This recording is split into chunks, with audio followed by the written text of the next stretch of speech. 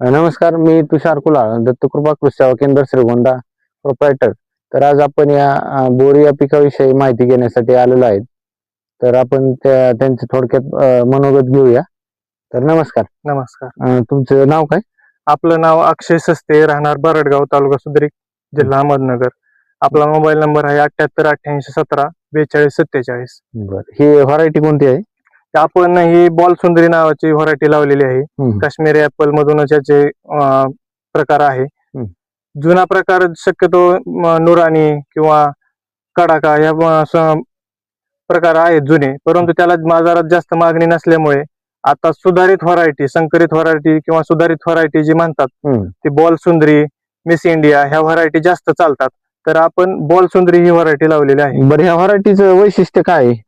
ह्या व्हरायटीचं वैशिष्ट्य असं आहे की याची बाजारात शक्यतो मागणी भरपूर प्रमाणात राहते, याला बाजारही भरपूर राहतात. आणि याचं असं आहे की कुठल्याही सीझन मध्ये तुम्ही फळधारणा करू शकता. आणि फळ याचे जवळजवळ मिनी ऍपल या स्वरूपातलं फळ राहतं. म्हणजे गरीबाचा ऍपल म्हणलं तर अडचण नाही. बरं, ठीक आहे. आणि अजून याची जमीन कशी पाहिजे याला? जमीन याला शक्यतो खडका, मुरमाड जमीन जी किंवा हलक्या प्रकारची जमीन जी असते, पाण्याचा जमीन असते ती थोडक्यात चालते. ठीक आहे. आणि काळ्या जमीन असेल तर त्यामध्ये काळ्या जमिनीमध्ये सुद्धा चालतं, परंतु काळ्या जमिनीमध्ये काय होतं, पाणी साठून राहण्याची किंवा पाणी धरून राहण्याची क्षमता जास्त असते. आणि जिथं पाणी धरून राहतं, जास्त पाणी मुळ्यांशेजारी पाणी जास्त साठून राहतं, तिथं मुळ्या कुजण्याची शक्यता जास्त राहते. तसा काही खास फरक पडत नाही काळ्या मातीने, परंतु जशी तांबडी माती जितकी राहील हलक्या भाजी तर चांगलं. आपण म्हणजे तुमचं थोडक्यात म्हणणं असं आहे की फक्त पाणी साचून नसणारे पाहिजे. काळे असेल हलके असेल तर उत्तम, पण काळे असेल तर पाणी साचून राहणार नसली पाहिजे. बरं, तर ह्याला ड्रिप इरिगेशन आणि लागवडीची पद्धत काय आहे? याची लागवड तुम्ही साधारण 15x10 किंवा 15x12 वर या प्रकारावर तुम्ही लागवड करू शकता. आणि पाण्याचा निचरा होणारी जमीन घेतली तर एकदम उत्तम. आणि लागवड अशी करायची की बाबा जी 15x10 वर तुम्ही लावणारे अंतर, त्यात तुम्ही नंतर आंतरपीकही घेऊ शकता. आणि आंतरपीक घेतल्यामुळे जर तुम्ही त्या रानाची जी उपजाऊ क्षमता राहते ती उपजाऊ क्षमता टिकून राहते. आणि जर ठिबक सिस्टम जर करायचं म्हणलं तर आपण पाहू शकता की ठिबक आपण इनलाईन ठिबक टाकलेली आहे. इनलाईन ठिबक म्हणजे जी 1.25 फुटावर 40 सेंटीमीटरवर ड्रिपर येतात ते ठिबक टाकावे, ज्याचा जो ऑनलाईन पण चालू शकते आणि इनलाईन पण चालू शकते. जर तुम्हाला आंतरपीक घ्यायचं असेल तर शक्यतो ऑनलाईन जे आहे, आपलं इनलाईन जे आहे ती चांगली, कारण जे झाड जसं जसं मोठं होईल त्याच्यामुळे जे पांगत चालतात. आणि इनलाईन ठिबक असल्यामुळे त्याचा पाण्याचं जे ड्रिपर आहे ते पाणी सारखं पाणी. बरोबर. ठीक आहे. आणि ह्याच लागवडीची पद्धत म्हणजे ते झालं, पण आता ह्याला रोप लागवड करावं लागतंय का कसं याचं नेमकं काय पद्धत? याची रोप तुम्ही मागवू शकता. याची रोप मागवल्यानंतर एक लागवड केली 15x10 वर साधारण लागवड केली तर तुमची एकरी साधारण तुमचे 270 ते 300 रोप बसू शकतात. 15x10 वर तुम्ही जर लागवड केली तर 270 ते 300 रोप बसू शकतं. आणि जी तुम्ही लागवड करणार आहेत ती लागवड केल्याच्या नंतर सुरुवातीला कृषी अमृत, जैविक खत जर टाकली तर चांगलं, पण शक्यतो नाही टाकलं तरी काय हरकत येत नाही, टाकलं तर शक्यतो चांगलंच. बरं. आणि हे तुम्ही पाहू शकता ही लागवड यांची साधारण किती अंतर आहे दोन्ही? 15x10 वर अंतर आहे. 15 मधलं 10 फूट आणि 2 लाईन मधलं 15 फुटाचं अंतर आहे. बरं, ठीक आहे. आणि ह्याला खत व्यवस्थापन वगैरे कधी करायचं किंवा काय केलंय? सुरुवातीला तुम्ही कृषी अमृत एक अर्धा किलो टाकलं तरी चालतं. दुसरं खत टाकण्याची काही गरज नाही. रोपांना सुरुवातीला तुम्ही जास्त खत टाकलं तर पांढऱ्या मुळ्यांना ताण येतो. तणावाखाली रोप राहिल्यामुळं जो फुटवा लवकर होण्याचा असतो तो फुटवा लवकर होत नाही. सुरुवातीला रोप जेवढं तणावमुक्त राहील तेवढं चांगलं. फुटवा जसा जसा वाढत जाईल, 1 महिना 1.5 महिन्याचं रोप झालं, जसं फुटवा तुमचा वाढेल तर 1 ते 2 किलो शेणखत तुम्ही झाडाच्या भोवती आळ करून टाकू शकता. बरं, ठीक आहे, चालेल. आणि ह्याला कीड वगैरेच काय म्हणजे नियोजन असतं किंवा रोगराई याचं काय विशेष? याचं पाहिलं तर मुख्यतः जास्त करून बुरशीनाशक हम्म. किंवा अळीचा प्रादुर्भाव याच्यावर जास्त राहतो. जास्त राहतो. आणि याच्यावर तुम्ही काही नाही, जास्त महागाची खतं काय वापरायची गरज नाही. हम्म. जे बाजारात नेहमी आपण तरकारीवर किंवा भाजीपाल्यांवर जे अळीचे बुरशीची औषधं मारतो तेच औषधं मारायचे. 15 दिवसात एक फवारणी केली तरी चालते. आणि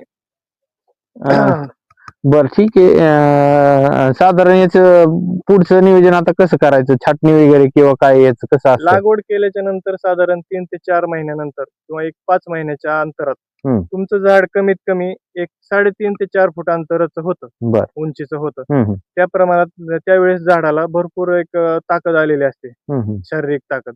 आणि ती ताकद आल्याच्या नंतर तुम्ही शेंडे छाटणी जे म्हणतात, त्या झाडाची शेंडे छाटणी करायची असते. शेंडे छाटणी म्हणजे जे मजबूत फांद्या आहेत त्या मजबूत फांद्यात फक्त शेंडा छाटणी करायची, ज्या कमजोर फांद्या आहेत त्या कट करून टाकायच्या, जेणेकरून झाडाला फक्त ताकद आली पाहिजे. आणि झाडाला जशी जशी ताकद येईल त्यानंतर तुम्ही फळधारणा करू शकता. बर. आणि ह्याला स्टेजिंग वगैरे काय करावं लागतं का? स्टेजिंग करायचं म्हणलं तर सुरुवातीला स्टेजिंगची गरज नाही. स्टेजिंग तुम्ही कधी करू शकता, ज्यावेळेस तुम्ही 8-9 महिन्यात फळधारणा सुरुवात करता, फळ धरायला सुरुवात करता, त्यावेळेस स्टेजिंग म्हणजे एक बांबू रवून आपण टमाट्याला जशी बांधणी करतो टोमॅटोला, तशी बांधणी करायची. बांधणी का करायची, तर जे फांद्या जे वाढलेल्या असतात, जे एक्स्ट्रा फळधारणा लागते, तर ती फळधारणा लागावी आणि जास्तीत जास्त उत्पन्न आपल्याला कसं घेता येईल ते उत्पन्न घ्यायचं. कसं होतं, जर फांदी बांधणी नाही केली तरी चालते, त्याचं काही फरक पडत नाही. पण बांधणी केल्याच्या नंतर जे फांद्या खाली लोळतात, जे खाली लोळून समजा जे जमिनीतलं बुरशीनाशक वगैरे बुरशी असते ती फळाला लागून फळ खराब होते, त्यासाठी बांधणी करायची. बांधणी केल्याच्या नंतर झाडाला अतिरिक्त ताकद गावते, सपोर्ट भेटतो, वजन त्याच्या फांद्यांना पण सहनशक्ती भेटते, फळांना आकार येतो. बर. आणि ह्या लागवडीसाठी काही अनुदानाची वगैरे काही सोय आहे का, रोपांसाठी किंवा यासाठी काही शासकीय अनुदान आहे का? शासकीय अनुदान सुरुवात आता सध्या तरी नाही, भविष्यात येऊ शकतं. पण अनुदानाची अशी काही फारशी गरज पडत नाही. एक तुम्हाला एक म्हणजे रोपाला किती खर्च येतो साधारण, एक रोप किती रुपयापर्यंत? रोप तुम्हाला 38-40 रुपयापर्यंत तुम्हाला घरपोच मिळून जाईल. सोर्स कुठून कुणा आपल्याला घेता येतात? आपलं एक हे रोप निखिल रननवरे, मांडगी, तालुका माळशिरस, तिथून रोप मागवले होते. आपले पाहुणेच आहेत, आपले खास आहेत. आणि त्यांच्याकडे रोप अशी विश्वासाने भेटतात, खात्रीशीर रोप भेटतात. त्यांनाही भरपूर माहिती आहे. तुम्ही रोप त्यांची मागवू शकता. स्क्रीनवर तुम्हाला नंबर आपण शेअर करू. बर, ठीक आहे, चालेल. आणि याचा विक्रीचा रेट वगैरे काय काय राहतो याला? विक्रीचा रेट याला साधारण 50-55 रुपये जागेवर रेट होता. व्यापारी स्वतः येतात, स्वतः घेऊन जातात. तुम्हाला कुठे जायची गरज नाही. जागेवर येऊन हे दिल्ली मार्केट, संगमनेर मार्केटला, कोलकाता मार्केट, इकडं बेंगलोर मार्केट, इकडे हा माल जातो. बर, चालेल. साधारण 50-55 रुपये बाजार तुम्हाला जागेवर भेटून जातो. ठीक आहे. अजून आम्हाला अशी एक माहिती द्या, अंदाजे खर्च किती येईल याच्याविषयी तुम्हाला काय माहिती आहे का?